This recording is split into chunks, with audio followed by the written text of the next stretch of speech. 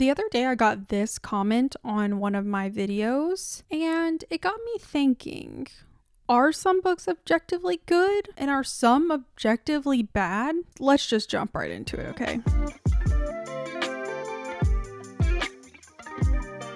The first thing that comes to mind when talking about whether or not books are objectively good to me are book awards, namely the Booker Prize, the Nobel Prize for Literature, the Pulitzer Prize, and the National Book Award. I was searching online for some sort of rubric that these awards are judged on, and really couldn't find anything. The Booker Prize website states that it is just based on the judges' opinions of the best book.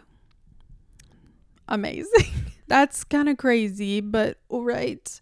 Most of them have the same system where it's like, okay, we have a big group, either it's nominated books or we have this pool of books that we choose from. They have a big group of people that read those. Some break up into groups and then read chunks. And then it just kind of like goes down from that, like less and less judges and less books until they get their winner. I kind of get this because if you do provide a rubric, I could see publishers just like trying to Frankenstein their perfect book to win a Booker Prize or something, and then the book wouldn't be authentic. It would just be like this disgusting publishing child that they're trying to win awards with. But still, a huge prestigious award like the Booker Prize resting in the hands of like 25 people, that's still a little insane. I don't know. Everybody's gonna have like their own dream criteria that the Booker Prize uses to judge books, but obviously, you're not going to be able to satisfy everybody.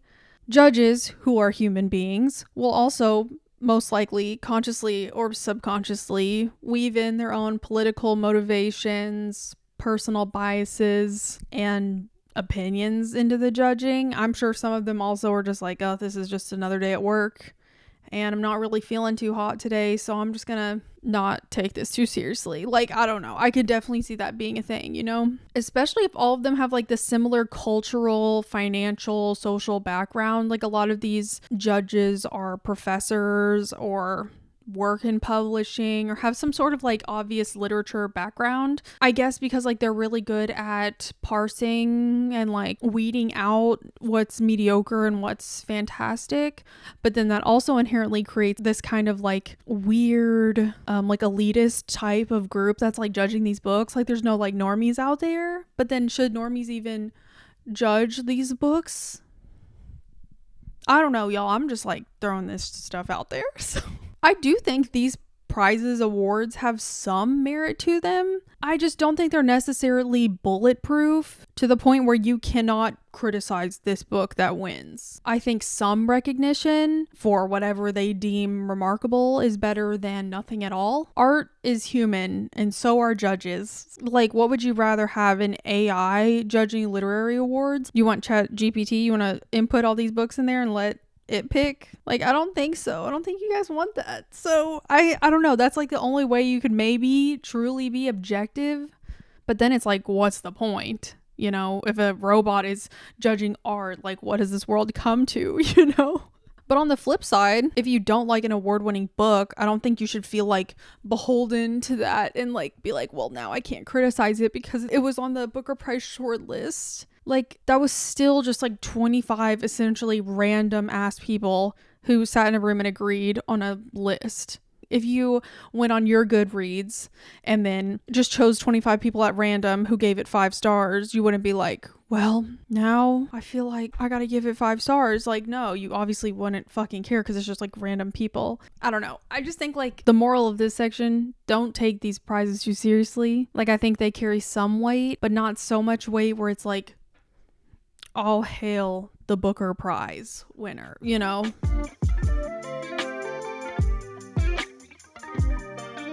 It's worth mentioning that these books that are winning these kind of prizes are typically literary fiction novels. Like, Beach Read is not going to be winning any Pulitzer Prizes, and it's currently the most shelved book in the Goodreads romance genre.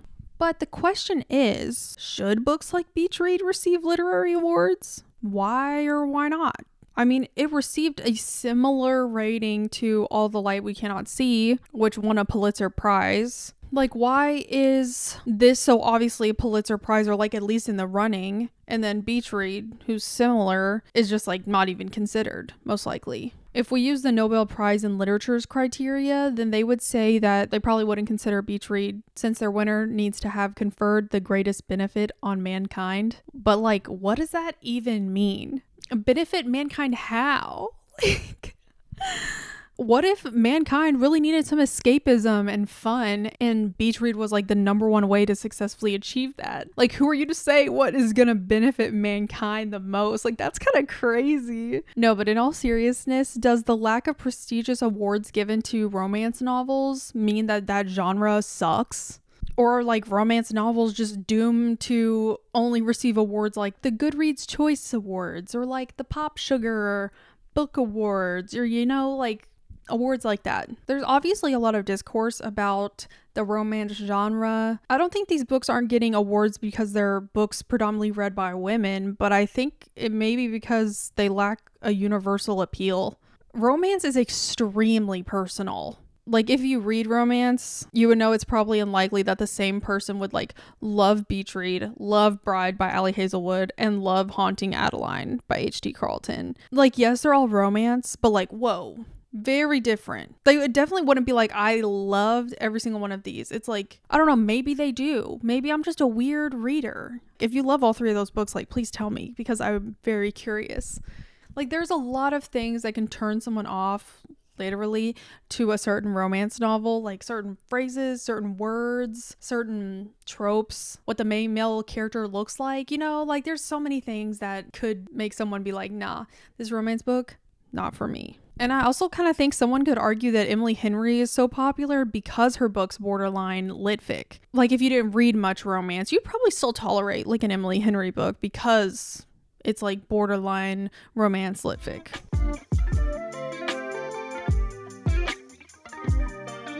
In this time of social media, two things are apparent to me.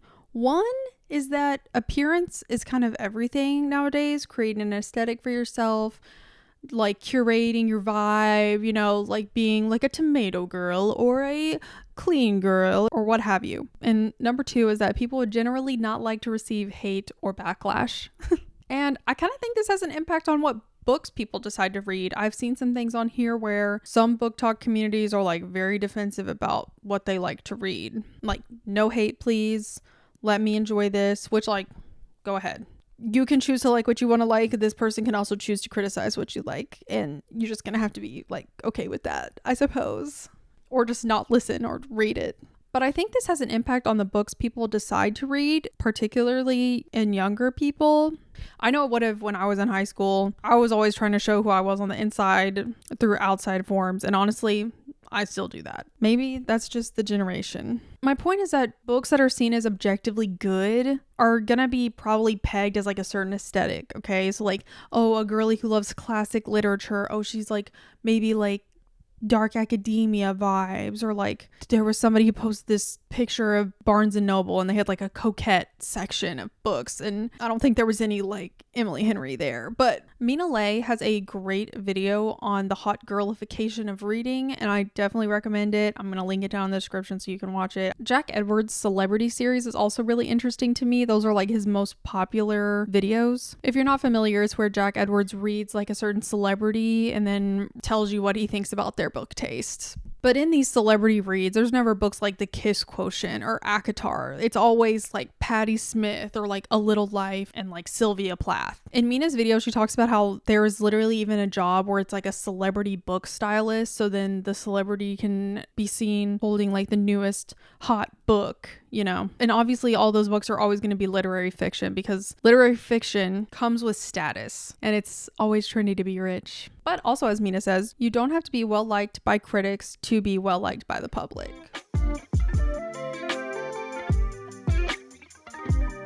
I do think there is good writing and bad writing. Like, if a book has a ton of typos, lots of grammatical errors, then it was objectively written poorly. But does that overall make it a bad book? Not necessarily. What if I told you that this book has a ton of typos and grammatical errors, was written by someone who lacked formal public education. And the praise that the book is receiving is for the poignance of the story, and the bad writing kind of adds to this story that they're trying to tell. Then if someone was like, this book is written really bad, someone would then inevitably be like, well, you're a classist piece of shit. So don't roast this poor writing because this person didn't have access to a good education. Like, what do you do then? You know, is the book then objectively good? Because they were able to write this novel with like this lack of formal education? Like, I think a lot of online critics, myself included, are really bad about saying a book is bad. Like being like, oh, this book just sucks. This book is just bad. Like, you're not saying anything by saying a book's bad. That's just a reductive opinion. Doesn't say anything about your actual thoughts. It's just lazy. It's kind of like those book talks where people go through their huge stack of books and they say like whether or not they recommend it, like yes or no. It's just like, yes. No. I guess that's good for like a speed round of should I buy this book and read it? But I don't know. If someone was just like, yes, I recommend this, I would be like, okay, but why? Like, I don't even know anything about that book. I don't even know what it's about. How can I want to read it? Simply because you said yes, you recommend it. I think that's something I kind of failed to do in my Quicksilver video. I've seen some comments that are like, thank you for saving me from reading this book. But I was like, wait, I don't know if that's what I was trying to do. But I guess if you were like going along with it and you're like, yeah, I definitely would have hated that, then like I've done my job. Do I want that to be my job? Like saving you time? I know that I want to entertain. I know that I want to open the floor to discussion. I want to build a community, and I want to help you learn more about yourself and your reading preferences. I don't know. I just like want to be there with like the book that you were reading. So then whenever you finish it, you can go to the video and like write out what you think, and then we'll all be like, yeah, totally, great, valid point. Like, I don't want anybody to ever feel like they're alone and that they can't feel a certain way about a book. I don't know. Yeah, I guess that's really fucking stupid of me to say because I said I read Quicksilver so you don't have to. That's just like a popular title, you know, guys, come on. This is another thing. I don't want to close my videos off to people who don't read. Like, I want people who don't read to also watch it and just like have a good time, you know? So that's a lot. I mean, y'all didn't even have to know any of that. I guess if I save you time, I'm like, yay, I'm glad I did that. But that's not like my first goal. Maybe it's like my 10th. Whatever, I'm going to stop talking about myself. Okay, what I'm trying to say. There will always be a certain group of people I'm going to recommend a book to. Like Quicksilver, I would definitely recommend that book to a certain type of person who likes a certain type of book, like really loved ACOTAR or Fourth Wing, and just kind of want more of it in a different font. And you're okay with something like a little more slow paced. If I say a book is bad, I'm not saying I don't recommend it. I'm just saying that I can't fully defend that book. Like, I will not stand behind that book and be like, listen here, blah, blah, blah, blah. You know, obviously, I don't know the answer to this question. This is a fucking weird video essay because do I ever have an opinion of like what I genuinely think is the truth? No. I don't know how anybody really could because what the fuck do we know? The answer is nothing. Anyways, I don't know the answer to this question, but I still think it's worth exploring. I don't think because there's not a set answer to something, then it's like, well, just close your eyes, not look at it until we have a solid answer. So ever since that comment, I've just been thinking about it a lot. And I'm like, I think this person's onto something here. Because at first I was like, whoa, no book is objectively good. Like, that's kind of a big statement. But they're kind of right. Yeah, you could argue like writing style, but then still, like, can you say that a book is objectively bad? No. Unless not a single person on the face of the earth likes it, then I guess you can't say it's objectively bad. Yeah, sorry guys. Please tell me what you think in the comments. That's pretty much the only reason why I'm making this. It is a request for input, please. Let me know if you think books are objectively good or bad and like what your criteria is for that. And yeah, you know, see you guys there. Bye.